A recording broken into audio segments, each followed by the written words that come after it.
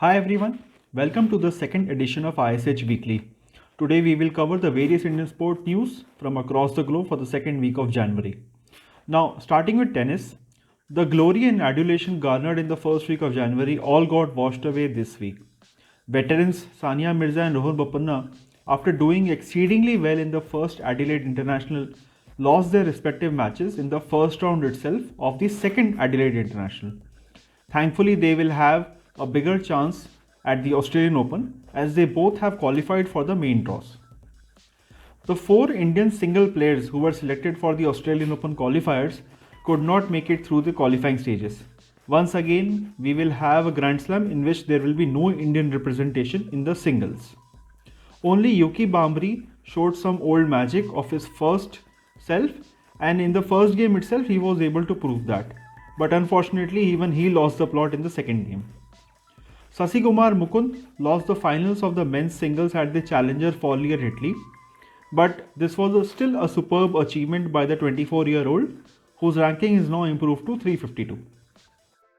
14-year-old Manas Dhamne, who won his first ever ITF2 title at Chandigarh, is now ranked 421 in the world in the ITF junior rankings.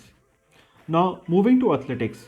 India's long distance runner Murli Kumar Gavit created a new national record in 10-kilometer marathon when he completed it in 28 minutes 42 seconds. He accomplished this at the Valencia 10-kilometer marathon, and there he came in at 32nd position. Murli Gavit has been training for some period in Kenya now for the last 2 years. Now this region in Kenya is called the Hollywood of running for the reasons you are all aware of. Majority of long distance champions in global competitions come from this region of Kenya. Now with Paris 2024 in mind, Sports Authority of India will be adding 6 new high performance track and field foreign coaches to the mix. These coaches have an established pedigree and will have a huge boost to the training of Indian athletes before the Paris Olympics. Unfortunately, due to the spread of COVID, the several national athletic events like Halo India have been postponed. Tokyo Olympic medalist Mirabai Chanu and Lavlina Borgohain are still relishing their Olympic accomplishments. Recently, they were inducted in their respective state police forces. This will definitely give a huge motivation to not only Northeastern girls but women across India.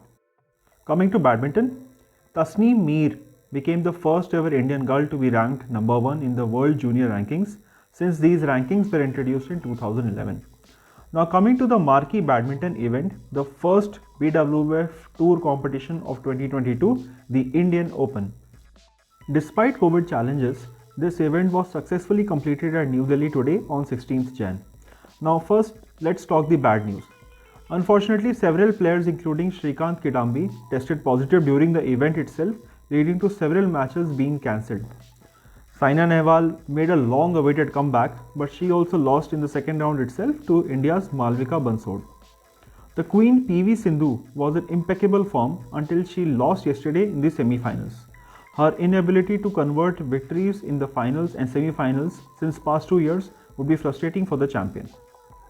Now let's come to the good news. The biggest mark was made by Lakshya Sen in men's single and by the doubles pair of Satvik Rankireddy and Chirag Shetty. The first final was of men's double, which Satvik and Chirag won in 2 rounds itself. This was their second Super 500 trophy.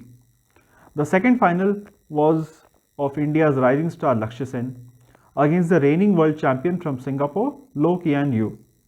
Lakshya dominated both the sets to win his first ever Super 500 trophy. Extremely proud moment for the 20-year-old and an amazing start to 2022. That's it from this week. See you all next Sunday. Stay safe.